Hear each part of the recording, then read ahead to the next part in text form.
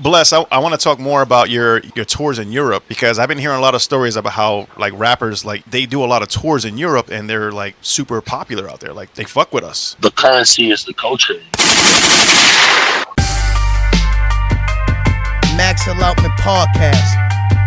All right, welcome to another special interview with my guy Level 13 and then his partner Mike Bles. Bles, welcome guys. Welcome to the interview conversation. How y'all doing? Peace.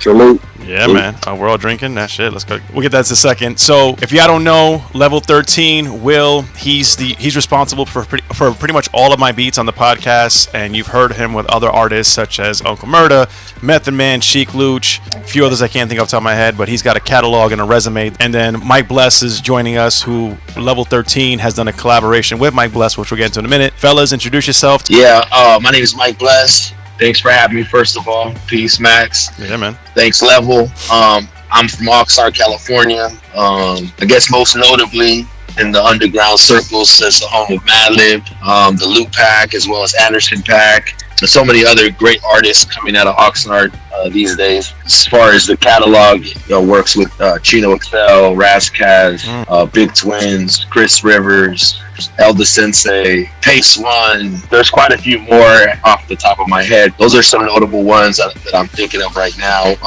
Had the opportunity to hit overseas and do some world tours and been able to spread the word that way, man. And here we are with the new album with me and Level 13. So I'm excited to talk about it and that we presented it to the world and it's getting such a great, feedback and everything. Oh yeah. What up? It's Level 13, better known as Will, obviously. South Philly producer, Daddy, libertarian. I love that. I love that introduction. South Philly course, producer, man. Daddy. Craft beer connoisseur. Yeah, man. Now jiu-jitsu, back to being a jiu-jitsu-ero. Back to Brazilian jiu-jitsu, you know what I mean? So, I'm as well-rounded as I could ever be, you know what I mean? Fuck yeah. Whole bunch of hats. Yeah, man. So let's you talked about the beer connoisseur. Let's talk about what we're drinking. Fellas, Yes, introduce sir. your beers. So what I'm drinking is I'm drinking Made West. This is a Made West pale. It's about 5.7. It's like a day drink. You know what I'm saying? It's crispy, but it's better than most pales that you might find. You know what I'm saying? Or even just the regular generic ones. Yeah. And Made West is a company here out of Ventura County. I'm not sponsored by them or anything, but I just love their brand. It sounds like I'm doing a commercial. Yeah. But Made West. Normally I get the Made West hazy. I'm usually in big on the hazy, but today we're doing the Made West pale. It's good. Crispy. I got a long day, so we're gonna land the plane tonight. Will, what you sipping on, fam? Nothing too crazy. Impending Doom by Heavy Seas. Obviously I'm from Philly, so I'm like real crazy, Philly all day. But I'm living in Maryland, so I got the Heavy Seas. They're a Baltimore-based brewery. Okay. This joint, I guess, is a seasonal limited time run. They've been doing this Impending Doom, I guess, for like a year now, whatever. Just a whole bunch of different versions, Yeah. In the fridge, I got the hazy Impending Doom, I think it is. It's like a green label, but this one is also a hazy, but it's this, which I'm not usually into, but this one's a tangerine, I guess, with the adjunct infused, you know what I mean? So it's definitely not a daytime drink. I'm on my third one because it's just one of them days.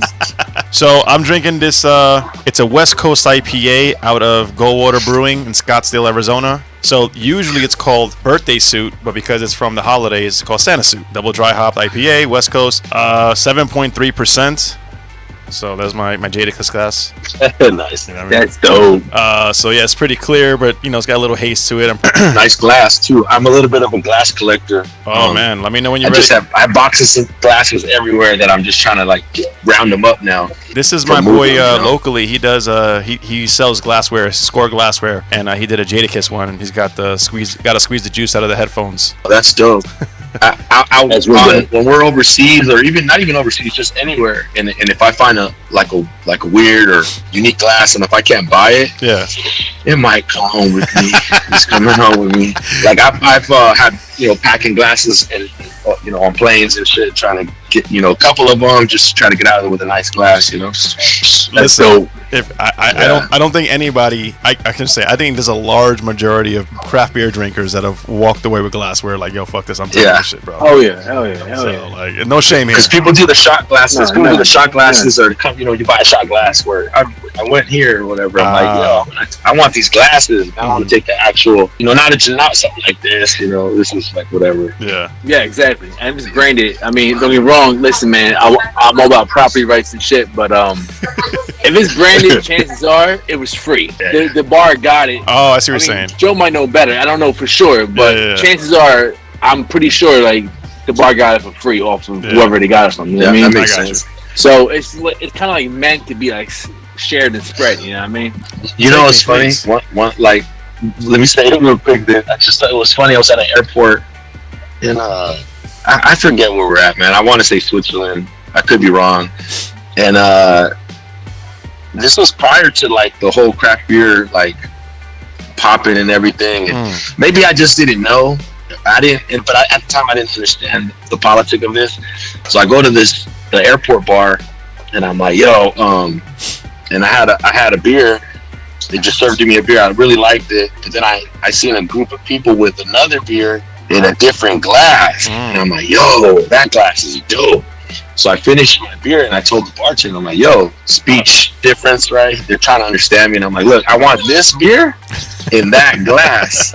And he's like, nah. Like, nah, fam, but he's telling me in his language and shit. He's like, nah, that ain't happening. I'm like, nah, like, yo. And then he has to go call some people, and they have like a little meeting in the back. And eventually they gave the dumb American what I wanted.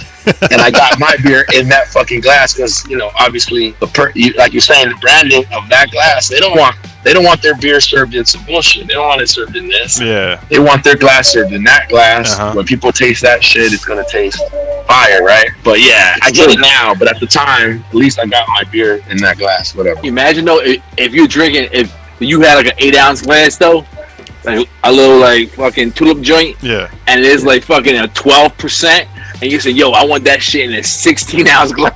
That's the thing though. That's the thing. A lot of breweries won't serve certain beers because of they won't, like, I'll get so how most breweries have like a half pour or a full pour type of thing. Right.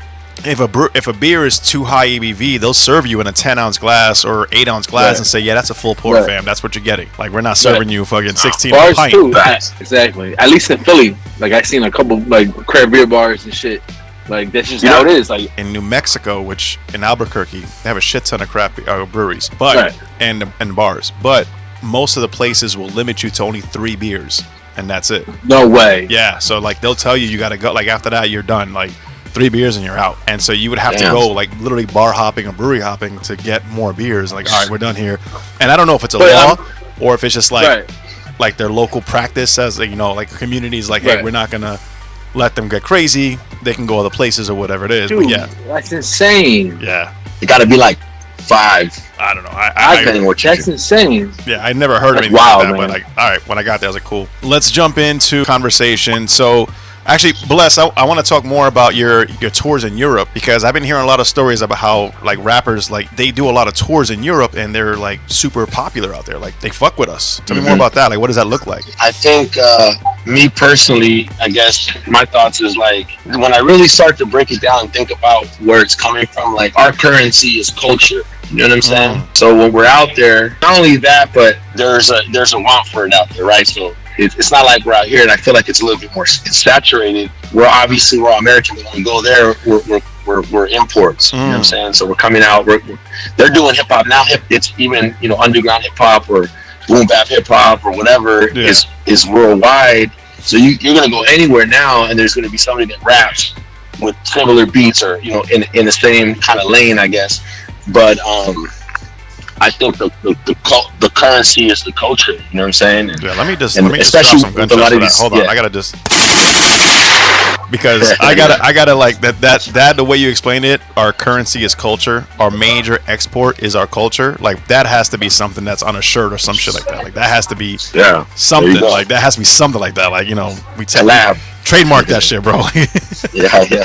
Hip hop is our main export. Way to say it.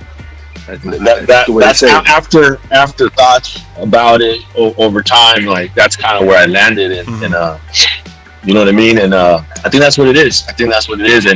And there's still I guess a hunger for it or a thirst for it for the people there, especially with the legacy acts here. You know what I mean? Like we were talking about the Beat Nuts, and I was on tour with the Beat Nuts in 2018, and so I'm going on tour with them. But I've also been out there with Big Twins on shows with Big Twins.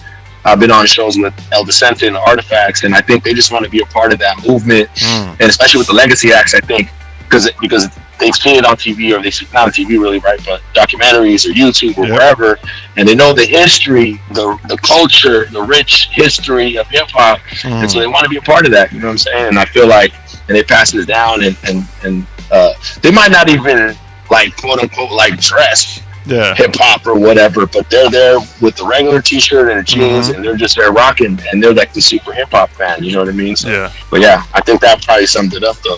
That's fucking fire, bro. I love that. I love to hear that we, not just as Americans, and not that I'm saying we shouldn't represent that, but as hip hop culture in general, that we have that weight and that we carry that worldwide. You feel me? Like that's fucking fire. I like that shit. So speaking of which, let's transition into the album, The Saints with No Halos. Mike Bles, Level 13 collab. Will kind of touched on some of this. Will, if you want to remind the folks like how this started. Bles, if you want to talk about, was it the beats that attracted you to Will? Was it, the passion? What was it? Like, help us out. Yeah, like I think we both say the same thing when it comes to like how we kind of like discover each other's music. Maybe now that I started looking back on certain things, I was looking for the Max Allotment links and stuff, and so I came across the Razcast track you did, Level, and I started to think, damn, maybe that was the cross point where we kind of like started seeing each other's stuff, but I don't know. We don't really know. You just start to damn. Maybe okay. That's what I'm saying, because that was a long ass time ago. I was thinking like, dude, that's more than 10 years ago. That's crazy. Okay. MySpace? It's talking about like 2005, 2006. No, but I don't think I wasn't really doing much out there. But you never know. But we started really touching. Messing with each other's music online, just kind of being fans of each other's. I can cuss, right? Yeah, go for it. Fuck it. Yeah. Freedom of speech, bro. I think we started becoming fans of each other's shit online, and then kind of from there. But it's crazy because we were gonna do a record, and then he sent me a gang of beats, right? But he sent me like almost 2,000 beats. Damn. Right, and this is not a lie. I say that to people, but I think people might not believe, it's exaggeration. I'm not exaggerating, because some of the songs are like 1,458. Like, what's the name of the track? 1458. What's the name of that track? 740. Like, that's literally the 740th beat, right? On the timeline. And at the time, I was in the middle of doing too many stuff, so I sat on the folder. So it wasn't until a whole another year that I got back around to it, and I just appreciated Level, because the stuff he was doing, like naming some of the major features that he was doing, and some of the stuff that I wasn't even familiar with, that he had been a part of and stuff like that. So at a certain point, I was honored that he had asked me. And then when I started going through the tracks, like I'm more of a person where like, just send me like 3. That way I don't have a choice, right? So I kind of have to do it. But then at some point I was like, you know what? I'm just gonna play, and then the first one that hits me, I'm not gonna play anything else until we finish that track, right? But I had so many in the folder. I was just like, bro, why don't we just do like an EP? And do something like that? And pretty much from there, like shout out to Level, he pretty much gave me the keys. And he just trusted my vision and what I was doing or where I wanted to go with the album. Obviously, he's guiding certain things, or maneuvering certain things. And for the most part, he kind of gave me the keys to kind of go in the way I did. But the way I do things too is always, it's just natural. I don't try to put like how Premier would say he makes music, right? Where they'd make the title of the songs, and then Like it wasn't that structured. It was pretty much one song leads to the next song to the next song. Yeah. And then it starts to build itself from there, and then you start to figure out what is this album about, where's it going, and I'm just kind of going off of my thoughts and feelings and stuff. But the good thing about working with one producer is that it's going to give me a chance to do things, or maybe work on stuff that, like, maybe if I picked all the beats, maybe I will pick all these types of beats over here, you know what I mean? Yeah. And it's not going to be like, so you got songs like Corner Store or songs like Payback, even the one with Kali, and these are certain joints that I might not have even like picked off top, but then they're dope beats and I want to challenge myself. So I'm like, okay, let's do this one, and we put it together. But yeah, shout out to Level for kind of just giving me the ball. And hey, yo, dog, like, let's get it. It's good to always find ways to get out of your comfort zone. You know, like as a creator and even as an artist or whatever you're doing. Whenever you start to say, okay, I've mastered this, or I can do this, what else can I do? How else can I play around with this? Or how else can I take my shit to the next level? 100% agree with that shit, man. Yeah. Level, what's good, bro? Chilling, man, chilling. For me, I think personally that's the best way to do it. For me personally, as in, like, especially when we're like, dude, I'm in Philly, well, East Coast, and you know, obviously, I'm always in Philly. Yeah. Think about it, whatever. My heart's always in Philly. I'm on the East Coast, he's on the West Coast. While I provide the bed, the soil of the sonic soundscape. Yep, foundation. You know what I mean? I think it's dope that the artist is able to just let them run with it. You know what I mean? Yeah. Like, whatever beats you pick is whatever beats you pick, and let's just fucking go. Yeah. I'm always gonna have some input, obviously. You know what I mean? If something was whack, I would say that. Obviously, if something didn't work, I would say it. Yeah. I mean, but I'm not fucking with no cats that I don't trust. Like, I trust Mike Bles. I think we knew each other's music for the last 10 years, obviously. It had to be for a minute. I don't know how. It's been a very long time. Like, I fucked with Bles for a very long time. You know what I mean? I trust him. You know what I mean? Like, I know his track record. I know what he's doing. I just started doing the 50-50 projects. Like, I've done. This is my third 50-50 second that dropped. You know what I mean? And then the other joint, which is very dope. I with TMB, obviously, dollars per pound, but that was basically all me. That was dope. That album was dope. I wish that was on that one. I was like, and you said my that too, that's verse crazy. I mean, it is part. Hopefully, it's a part 2 sometime. But don't get me wrong. Like, he did some songs. Yeah, he put some songs together, which is dope. Yeah. I wound up for a lot of them redoing the beats anyway. You know what I mean? So yeah, no, he had input. He did all the hooks. The hooks are very important. I'm not even going to trip. You know what I mean? 100%. As in, like, the hooks are one of the most important parts of the song. But at the same time, I don't really consider that necessarily 50-50. So I have my joint with Voss from out in Philly. We still haven't dropped that yet. It's done though. I did with Balance with Tesla's Ghost from out in UK. Yeah. My third one was with Mike Bles. So I just started. I should have been doing this kind of shit like from the gate, from the jump. But so like this, you know, what I mean, I just started doing this. So, but I trusted Bles, obviously, and it worked out. That's you know what I mean. Like, you should be trusting the cats you're working with. Yeah. And he took it and ran. You know what I mean, it's just what it is. I think it's one of those like situations where it's like you don't know until you don't know what you don't know, and then when you know, you're like, fuck, I could have been doing this a long time ago. I could have been making this happen. Oh yeah. But it's like it's one of those things where you that's part of the process, and I think that personally, I mean, just from my experience, I think that's a lot of where people fail, is that they don't know that you're gonna fuck up. They don't know you're gonna make you're gonna learn through your mistakes more than you are very true do a lot of other shit. And so true. Not that saying you did mistakes, I'm saying, but like you didn't know that you should have been doing this, but now that you're doing, you're like, fuck, I found my lane. I'm gonna run with it. And I think the timing of it helped. Like where I was at with what I was doing, where Level was at with what we had just put down. Yeah. And then I think all that really just like it worked out, and it kind of came together at the right time, and I think that's why that's true. We're successful where we're at. I think that helped a lot. I think just the timing of it in general. Yeah, agreed. That's true. So let's get right into the album. So the title, "The Saints with No Halos." I've listened to the album a few times, front to back. Let me just say, and I'm gonna play it right now while we're going through it. Now you will receive us. To start Do not ask for your poor an or your album hungry. We do not want your tired and with sick. the Boondock It is the Saints. corrupt we claim. It is your evil that will be Listen, stopped by us. let me just say that that's my St. Patrick's Day. Pause it for you. Let's go. That's my St. Let's Patrick's go. Day fucking like tradition. Like I have to watch. I mean, I watch it any of the year, but St. Patrick's Day I have to watch it. You know, the opening scene is it's St. Patrick's Day. Everybody's Irish today. You know, like that's what it is. But when you title an album "The Saints with No Halos" and then you play Boondock Saints, I get it. And I listen to the album, and when I listen to the album, I got a lot of like, this is our life. It may not be pretty, but this is what we had to do to get what we got to get. You know, got to get.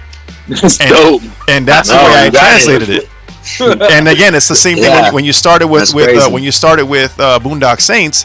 It's like, yeah, the results aren't the situation isn't pretty, but when you look at the results, it's just like, yo, yeah, this is what it is. And there's like this like we this is why we like love like Batman, and we love, you know, vigilantes in a sense, the Punisher. You know, you're like, yeah, they're not a part of the law, they're not this, but you know what? Yeah. When it comes down to getting shit done for the greater good, who's really gonna disagree with them? Right. Who's gonna disagree with them? Right. Yeah. Maybe you don't agree with the actions, but you're like, eh. So listening to the album, that's what I got a lot of. Oh man, you hit the nail on the head, dude. Like that was it. I'm glad that you said it like that, man, because I couldn't explain it like that. No? But that's pretty much where it was at. Like we was on the radio on Wednesday, and I broke down something maybe similar, but the way you broke it down was exactly how it is. That's exactly what it is. Oh, and that's why I got all the features on it, because when I came into the project, I wanted it to be feature heavy. Right, because what happens is with me personally is I start to do tracks and I want to hang on to them. I don't trust other rappers sometimes. Like, yo, this is already a banger. I already know which direction it's gonna go. I don't want to go anywhere. So when I started it, I was like, I want to make sure I am open to having other people get on this stuff, and I wanted it to be people that are in the underground, because there's this like wave of dope underground artists, West Coast, East Coast, and there's a couple of people that I tried to get on the project that weren't able to get on it or whatever the case, but to get on it and be part of it, that are a part of this wave that's happening, and that also helped propel this album. And then Saints with No Halos, I gotta have the Saints on here, you know what I'm saying? I gotta have everybody, or ALI's partners in the game, people that are putting in that work right now. And I think that was another big thing, man, that really pushed it. Yeah, you got it, man. That's what's up. You feeling the same way? You feeling the same response? Yeah, definitely. I mean, definitely. I mean, if I was like super neurotic, obviously, you know what I mean, like obviously there's producers who's super fucking neurotic, and I'm like, oh well, I gotta have this guy on there. Oh well, no. All right, well you have your 3 fucking guys from fucking your town. I gotta have fucking this guy. Don't get me wrong, like we could have did that. That would have been dope too. You know what I mean? Yeah. But like, yo, like I want to let him run. You know what I mean? I want to see what he's gonna do, and just let him fucking do it, because he's the MC. You know what I mean? Yeah. You know, when we do part 2 and shit, you know what I mean, we'll mix up a little bit, you know what I mean? But I mean, I think it's perfection for what we've had at the moment. I think perfection, you know? And I wouldn't have went no other way. And it's crazy, like I like that when I listen to the album, and like I said, I listen to it front to back, and I don't recall, and this is no dick ride, no nonsense, I'm just being completely transparent, I don't recall any tracks that I'm like, yo, I can skip this track, or I can just keep, let's keep moving. Like, I listen to every track, and every track flows very well from one to the other, and it was dope. With that being said, though, I will say my biggest thing was, Will told me you're from California, but every time I hear the songs, I'm like, yo, his flow is very East Coast. It's very, is that a common thing for a lot of Cali rappers? Like, I know, like, so I'm gonna take a step back a little bit. Like, The Game was like one of those original where it's like I hear him and then I'm like, I hear West Coast, but I hear New York at the same time. You know, there's others that I feel like maybe people get overlooked, or if we're starting to break it down, if you start to think about Defari, If you listen to Far Eye, you know, even Jurassic 5, but they were a little bit more funky. But the one big one that comes to my mind is the Far Eye. You know what I'm saying? And he was a big influence of mine early on. And Common, and then obviously like Wu-Tang and Pac, and then but also another thing that really kind of changed the course of what I was doing musically was I moved to Virginia when I was 17, going to be 18. Got it. I was living in Norfolk. My brother was in the military, and I was getting into too much trouble out here, and he bought me a one-way plane ticket, and I went to Norfolk. And in Norfolk at the time, it's like, if you've ever been there, you know, it's like in Virginia where it's like half of it's like East Coast-ish, half of it's like down south type vibes, right? So you get Crunk was barely popping off. It's like the year 2000, 1999, year 2000. And that had a big impact on me as far as what I was hearing out there and the people I was meeting.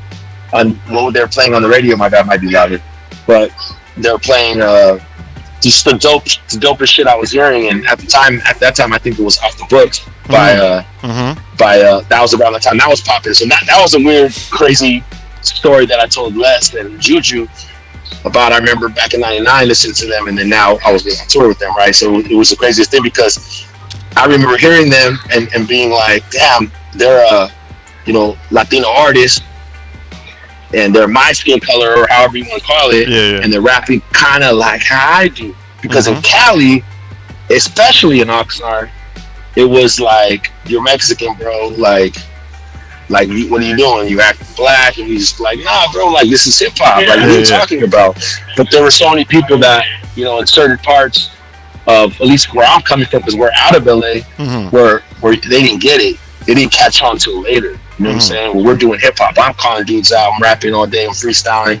We're already in the culture like that. And so there was that part where, like, yo, with the lyrics and stuff like that. But the way my life went and just my influences, and I lived in the projects. Obviously, they're not the projects like in New York, which I've been to too, right? But so one of the cats that stood out to me at the time was Nas. So I'm living in the projects in Oxnard, and so who else was talking about projects? Like Nas would talk about his projects all the time, right? Snoop was talking about West Coast shit, gangster shit, but I was not a gangster like that. Yeah, you know what I'm saying? So the person I think that was standing out to me was Nas, and I was like, well, this cat's not. He's like more of a narrator. He's like documenting it as opposed to like, you know. Don't get me wrong, we all do our dirt, you know what I'm saying? But that didn't speak to me as much as what somebody like Nas was saying, or even Pac at the time, right? And then because I had left to the East Coast and came back, I had like it was culture shock for me. So I had a different outlook on everything. And then, but I, especially at that age, 18, I'm very impressionable, and it was a lot of shit was sticking to me.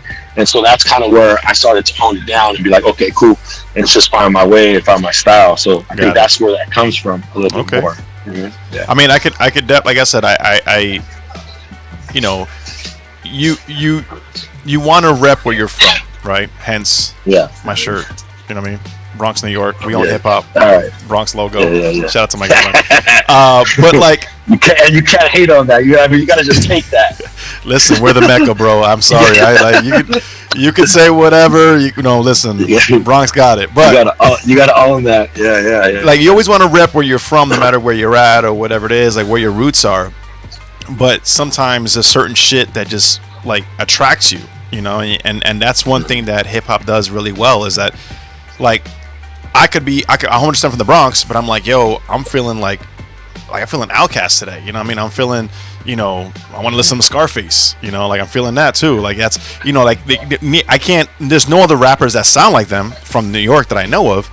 But, like, you know what? I gravitate to that. I feel that vibe. You know what I mean? It's not like I don't support my Bronx rappers. 100%. I got they got love for I got love for them. But, like, sometimes you have that in the same. And then when you talk about, Nas was literally speaking to you and what he was saying, and that kind of like caught your attention. Sometimes it's what it is, man. That's what it comes down to. It's like, who has my attention? Who says shit that really gets me? And no disrespect to, like, for example, like Eminem is a good example for me. I respect the man as a rapper and what he's done. I can't listen to his music because I can't relate to it. I can't really like vibe to it like that. I'm like, I'm sorry, dude. I don't. Everything you're saying, I hear you. I get it. Everything you're doing is great, but that's not me. But like other shit, I could say 100%. That's what I get, and that's what I fuck with. But yeah. So and even Rakim, and if you start to like break down these artists like a Rakim, a Nas, a Tafari, a Wu-Tang, a Pac, you know, I would like to even here was a good one, Exhibit. Yeah. I didn't take too much influence from him. I was already rapping at the time. By the time Exhibit was blowing up, but he was another person that I was looking to that could say, okay, look, the type of sound he's making, like that's what I make. You know what I mean? It's in the same lane, and so that's when it started to change over, right? But if you look at all those people, it's like, okay, then it starts to make more sense as far as like where I'm coming from or why I sound the way I do. You know, the roots of where it is. You know. So let's talk about the sequel. Sure. What's the plans for the sequel? Let's start with Will. Will, what are your thoughts when it comes to the sequel? You mentioned it a few times. I'm gonna put you over here. Look, you talked about it, G. Hell yeah. Not send him 1,000 fucking beats. 3,000. You know what I thought about too? 4,000. You know what I thought about? I swear, I'm like, all right, so because we had mentioned the sequel before, but we had never talked about it. I think the only time he's ever talked about the sequel was when like we were on the radio. So I'm like, okay, cool. Or no, we didn't mention it. You didn't mention it. We haven't put anything in stone. But what I was gonna say is that I'm like, okay, I think I'm gonna delete all the beats and then just send him again, because then God knows, like I would hate to go to something and then like, oh, I love this, and it's like, nah, that was like it's gone. Exactly. That was 2,000 beats ago, dog. Like, exactly. Where were you when this dropped? Added. Yeah. Exactly. And there's new ones added too. So I mean, you know, I think it should definitely happen for sure. I mean, I think we played around with it. I may text them about it briefly for a second. You know what I mean? But I think now that I think about it, I think end of the year sounds doable. Even if it's an EP. Exactly. Because this was supposed to be an EP. Right. Oh, it was supposed to be an EP. We're looking at 9 tracks without the intro. No, I'm sorry. Like 12. Yeah, 13. Oh no, sorry. Yeah, 11 tracks without the intro. Yeah. Jeez. So it was supposed to be an EP. We went and we kept going. I kept finding beats, and then he'd be like, "Yeah, fuck it." And I'll be like, I don't know if I'm gonna do this one, but let me see. And then I'll make a track, and then we're like, "Well, fuck it, dog. Why are we even like?" There's no limit to it. We don't have to do anything. We don't have to have a deadline. You know what I'm saying? No. So, and then we just kept going. And once we get to a certain number, they're like, "Yo, we need a record like this." And then I would listen to it, and I'm like, "Okay, I need another like lyrical fucking joint just to balance this out and make a song like Dead on Arrival with the cartoons and everything." Yeah. We put the G.I. Joe on it, which was dope. Yeah, you know what I mean? And that's why we put it on. We put it out because we were like, damn, you know, just trying to give people something to keep the people interested, or keep them knowing, or keep some promotion out there to know, like, hey, we got something coming. It's coming. You know, just stand by or whatever. So that also, I think, kind of lends itself to like, oh, we need more music, or we need something enough to where like we give out 3 songs, but we still got 10 more. Yep. Or whatever, right? Yeah. I dig it. Maybe at the end of the year, sounds open to me. Sounds like a deadline. In my thing, in my like what I got coming out, I think the end, like the fall. Sounds like a deadline. Definitely. I'm cool with that. No, sounds good. The fall start for a winter release. Ooh. Exactly. That sounds dope. Yo, so final words, Will. Anything you want to talk about and you want to, throw out there before we wrap it up? Check out the album. If you haven't listened to it yet, Saints with No Halos. If you really fuck with it, obviously keep listening to it. Spread the word. You know what I mean? We have a new video coming out. Ooh, the video, shit. The video is coming out for Corner Store. Track number 2. It's another cartoon video? Track 1. No. Oh, okay. We shot it in New York. We shot it in New York, and we shot it in LA. That's dope. I like crazy. That. Oh yeah. It's dope. It's sick. It's gonna be epic. Exactly. Okay. Definitely. We're excited about that one. We can't wait for everyone to see that one. It's gonna be nuts.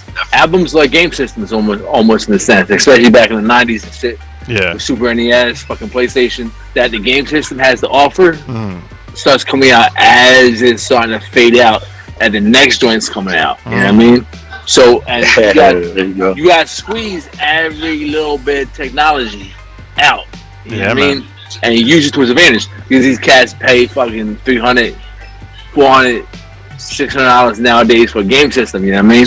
So it's like, it's kind of like the same thing. Yeah, we got into February, March, man. We got juice coming out, and it's going to keep getting better and better and better and better. Let's just make sure they know what the fuck's going on. Yeah, you gotta let it marinate. It'll get to you. It'll be nice and ready to go. You know what I'm saying? When it gets out to the people that need to hear it. You know what I mean? That's the one thing about, like, real quick, about the difference. In my opinion, between underground and indie is like the attention span.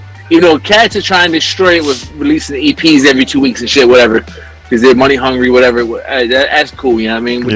Do your thing. But like, in general, whether it's movies too, don't matter. The underground or the indie level, as opposed to whatever they're doing over there, is the attention span of the consumer. And I hate the word consumer, but that's what it is. The attention span of the reader, the listener, the watcher. The attention spans is different. Indie and underground cats, our attention spans is just that much better than the mainstream. So you gotta utilize that. You don't have to drop every once a month, once every 2 weeks. Like, you can really let that shit marinate and savor it, man. It's art. It's art. At the end of the day, it's art, and that's just what it is. You know what I mean? Good shit, brother. Let your supporters marinate and enjoy what you put out. You know what I mean? Level 13 dropping bombs. Here and there. You know, I just started. Haven't even had a show for none of this stuff. So actually, the first show I'm gonna do is the February 25th here in the 5. We're doing a Jay Dilla tribute show. We didn't do a record release for this, which is fine. But I'm gonna do I started rehearsing the records, man. Shit. I'm reliving it again. Yeah. They got so many bangers, dog. Like, I can do track 1, 2. Well, you know, obviously 2. Yeah. Track 2, 3, 4, 6.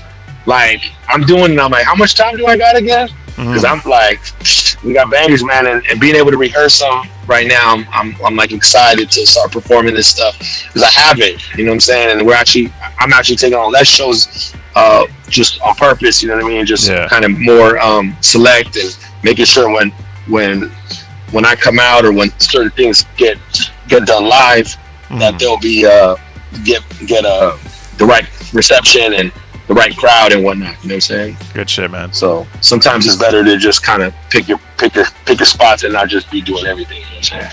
Yeah, man. I always think, you know, like, strategic moving is way better than just trying to do all the things at once. 100%. Yeah. Listen, to wrap it up, make sure you listen. Saints for No Halos, Spotify, Apple Music, all the platforms. I don't know what else is out there. Make sure you check it out. Make sure you follow Level 13. Make sure you follow Mike Bles. Make sure you follow Max Allotment and Max Allotment Podcast. Let us know what you like about this. Let us know what what you're feeling, what you're not feeling. You know, feedback's always welcome. Yo, peace, guys. Appreciate being here. Appreciate your time. Looking for more, bro. Waiting on that.